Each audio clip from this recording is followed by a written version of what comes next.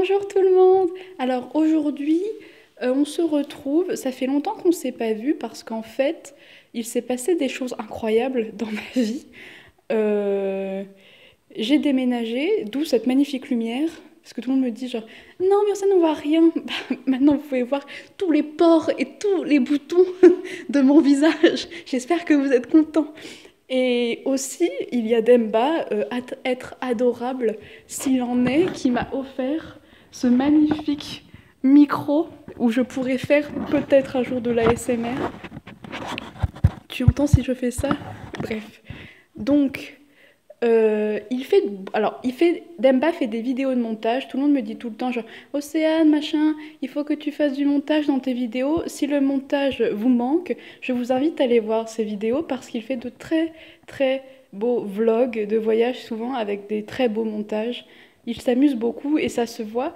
Du coup, genre, voilà, si vous avez envie de vous faire une petite cure, hein, parce qu'il n'y en aura toujours pas ici, je suis navrée, je sais pas faire ça. Donc voilà.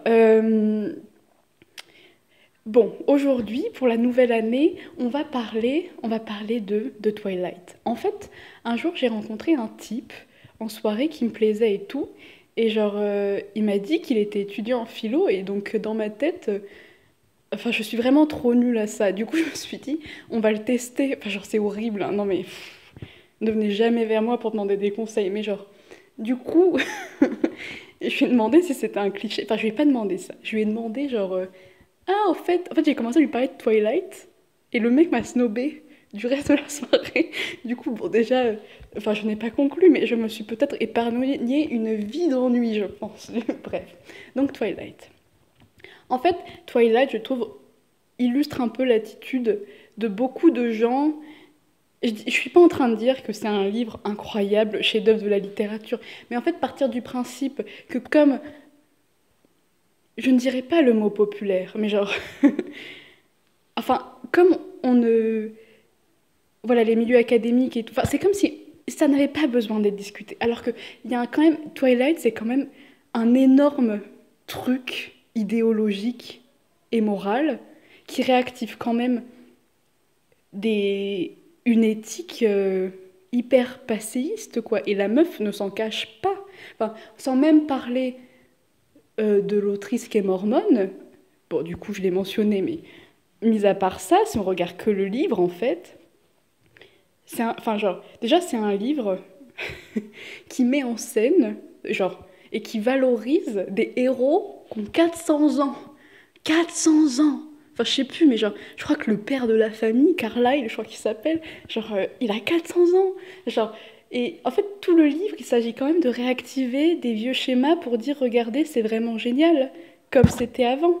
Et je vais pas raconter l'histoire parce qu'en plus, on s'en fout. Enfin, genre, enfin, non, on s'en fout pas. Mais c'est vrai que déjà, rien que dans la façon dont la famille a... Enfin, je veux dire, ça parle quand même de mecs qui ont tous été tués quand même entre eux, genre, quand ils avaient la quarantaine. Et pourtant, il y a toujours une structure, un papa, une maman. Et la fin du livre se conclut quand même avec Édouard et Bella qui ont un enfant qui est coincé au stade d'enfant pour l'éternité. Pouvez-vous imaginer l'horreur que c'est d'avoir 8 ans toute sa vie? Je ne crois pas.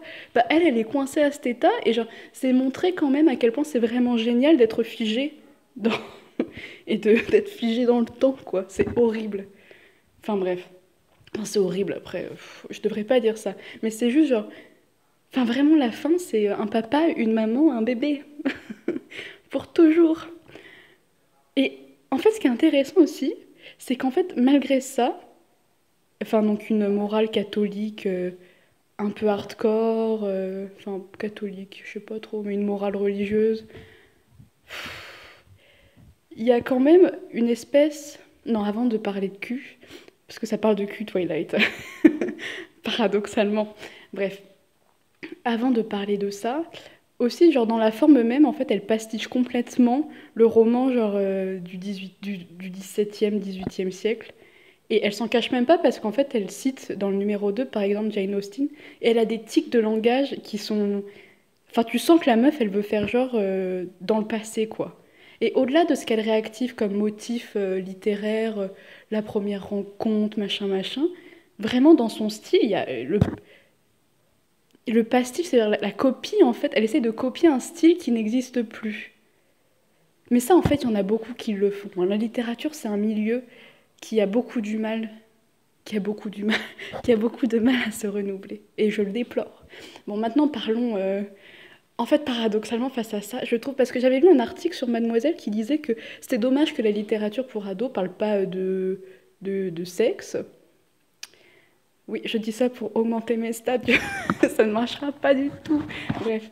Euh, mais en fait, elle citait dedans Twilight, et je veux bien qu'on parle d'Harry Potter et tout, mais alors, Twilight, pas du tout. C'est-à-dire qu'il y a du cul partout. Je veux dire, pour moi, l'un des... Enfin, on pourrait clairement lire le roman comme étant, oui, la constitution d'une famille, mais il y a quand même 3 livres et demi qui tournent entièrement autour de la question de la virginité de Bella, qui ne sera perdue qu'après le mariage. Ça encore, c'est des questions de choix. Mais genre, c'est promu comme étant mieux que le reste. Ça, c'est un problème, je trouve. Et genre, tout le temps, la question du désir, elle revient tout le temps, quoi. Mais limite, un désir, on sait qu'il est un peu malsain et tout, parce que c'est quand même un mec qui va traquer une fille. Donc, voilà, mais genre... Enfin, vous voyez? Est-ce que je suis claire dans cette vidéo? Je ne sais pas. En fait, j'ai l'impression d'avoir fait trop de jugement de valeur sur Twilight. Et c'est pas du tout... Enfin, je veux dire, j'ai lu 3 tomes et demi de Twilight, donc manifestement j'ai aimé Twilight en fait, sinon je ne me serais pas imposé ça, je l'espère. Mais et c'est un livre qui fonctionne hein, parce que c'est hyper romantique. Quand vous vivez vos histoires d'amour par procuration, ça vous touche quoi. Mais donc c'est efficace en fait, et c'est un livre de fait qui est pas mauvais.